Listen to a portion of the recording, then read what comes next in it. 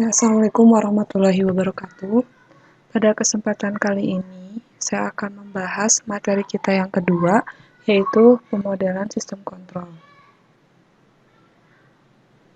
Capaian pembelajaran pada materi ini adalah, di sini kita akan membahas pemodelan sistem dalam bentuk fungsi alih, diagram blok, grafik aliran sinyal, dan reduksi diagram blok menggunakan formula Mason.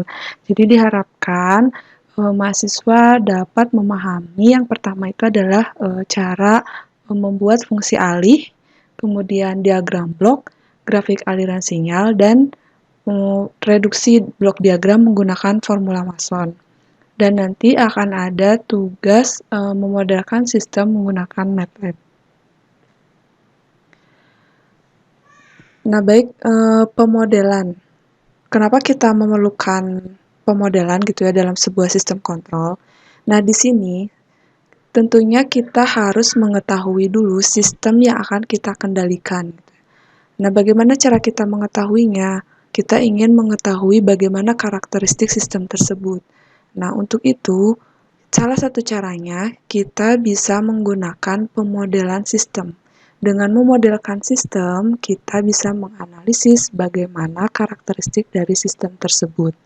Nah, biasanya dalam pemodelan sistem ini, kita memodelkan sistem dalam bentuk matematis ya, yaitu dalam persamaan dinamik sistem. Nah, bagaimana kita menurunkan sebuah sistem itu? Kita modelkan dalam persamaan matematis. Tentunya di sini kita harus mengetahui hukum-hukum misalkan dalam fisika, hukum-hukum dalam elektrik dan lain sebagainya. Nah, ini tentunya hukum-hukum fisika ini kan sudah juga dibahas ya dalam waktu SMA atau dalam mata kuliah fisika.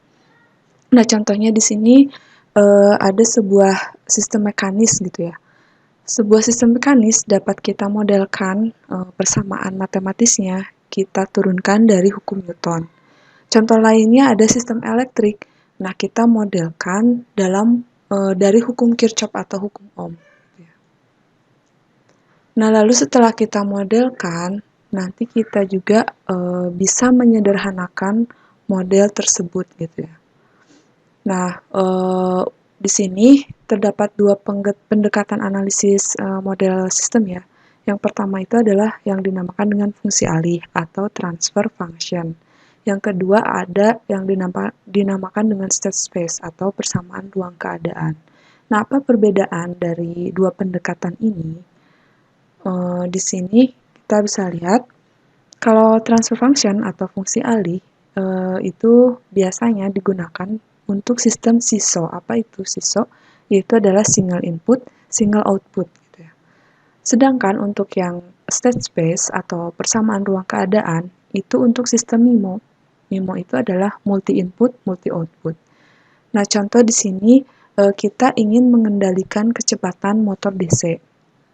Maka di sini motor DC kita gambarkan gitu ya rangkaiannya bahwa ternyata di dalam sebuah motor DC itu di sini terdapat ada rangkaian elektriknya dan juga ada bagian mekanisnya. Jadi motor DC ini termasuk komponen elektromekanis. Sistem motor DC ini bisa kita modelkan kalau dalam fungsi alih, misalnya bentuknya seperti ini. Ini adalah fungsi alih. Di sini ada outputnya. Misalnya di sini kecepatan, inputnya adalah tegangan, dan ini adalah persamaan transfer functionnya yaitu K ya. Di sini ada konstanta-konstanta, kemudian ya ada nilai resistansinya, ada induktansinya, kemudian ada torsi dan lain sebagainya gitu. Nah, ini adalah single input ya, inputnya satu yaitu tegangan dan outputnya juga satu yaitu kecepatan gitu ya.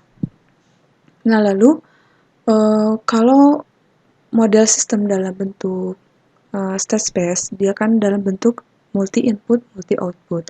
Nah, di sini kita bisa lihat kalau ini luarannya adalah ini parameternya ada dua, yaitu ada kecepatan, kita ingin melihat kecepatan motor, dan juga ada arus armaturnya.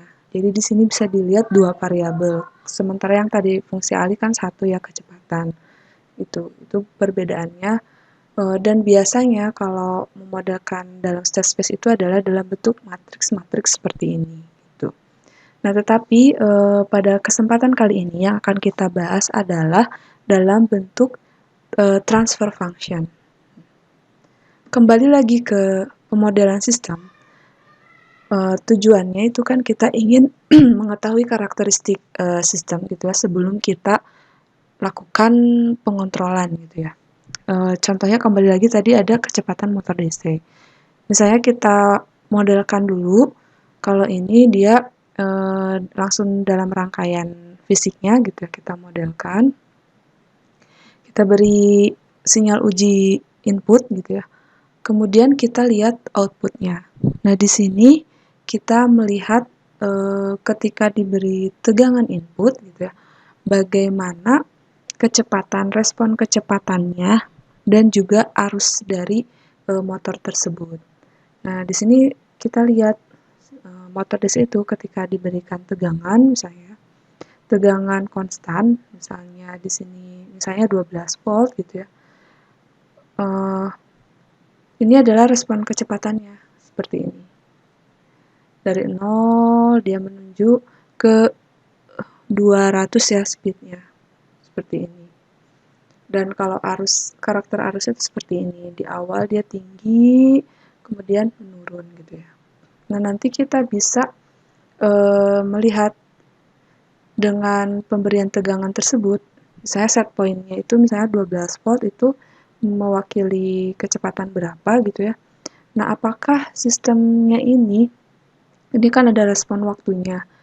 Apakah sudah sesuai keinginan kita? Misalkan di sini dia menuju steady-nya itu misalnya di sini di 0,4 detik. Apakah sudah sesuai misalnya ataukah kita ingin mempercepat gitu ya. Dan kemudian kita juga bisa lihat apakah di sini sudah mencapai set point ataukah belum gitu ya. Kalau belum berarti kan terdapat error gitu. Nah, dari karakteristik ini maka kita dapat mengendalikan sistem tersebut ya, merancang sistem kendalinya. Misalnya, oh ini errornya tinggi, bagaimana kita memperkecil error pencapaian respon tersebut terhadap set point-nya. Oh ini misalnya mencapai steady state-nya lambat dan kita menginginkan lebih cepat, maka bisa kita gunakan controller apa nih yang untuk mempercepat respon sistemnya menuju keadaan steady. Nah, ini adalah tujuan dari pemodelan sistem.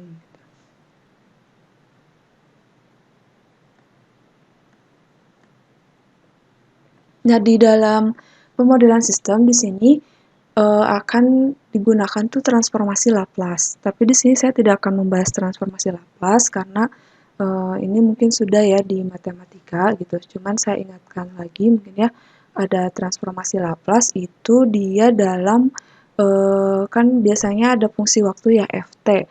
Nah, kalau transformasi Laplace itu dalam domain frekuensi atau S ya di sini Fs gitu ya. Nah, jadi kita bisa menggunakan transformasi Laplace untuk merubah fungsi waktu ke dalam fungsi domain frekuensi gitu ya. Nah, ini adalah contoh misalnya ada sebuah fungsi waktu ft-nya itu adalah E pangkat min AT gitu ya. Maka transformasi Laplace-nya adalah 1 per S plus A. Dan contoh lainnya bisa dilihat dari tabel ini. Penurunannya saya tidak akan bahas ya di sini. Nah, contoh lain ini ada teorema-teorema dari transformasi Laplace. Nah, yang akan kita gunakan nanti di transfer function itu biasanya yang ini, karena kan berhubungan dengan persamaan diferensial gitu ya. Nah, yang ini, Laplace dari df per dt itu adalah SFS. Laplace dari turunan kedua ya, d kuadrat f per dt kuadrat itu adalah s kuadrat fs. Nah, yang ini adalah sesuai dengan initial condition-nya gitu ya.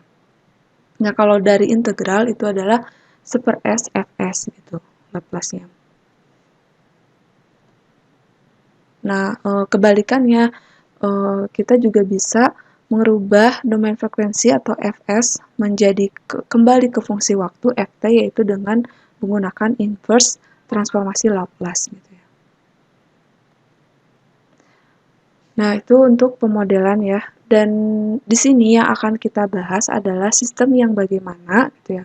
Nah, sistem ini ada banyak klasifikasinya. Misalnya ada linier, ada sistem linier, ada sistem non-linier gitu ya. Ada sistem time invariant, ada juga time varying gitu ya. Nah, yang akan kita bahas di dalam pemodelan sistem kontrol ini adalah khusus untuk sistem yang LTI atau sistem linier dan time invariant. Artinya sistemnya itu linier dan dia konstan ya, tidak terpengaruh terhadap waktu untuk variabelnya ini gitu ya. Nah, itu ya, jadi tujuan dari pemodelan itu untuk mengetahui karakteristik dari sistemnya ya, sebelum nanti kita merancang sebuah kendaliannya gitu ya. Nah, di sini yang akan kita bahas adalah fungsi ahli atau transfer function untuk sistem LTI, linear time invariant gitu ya. Untuk yang siswa single input single output.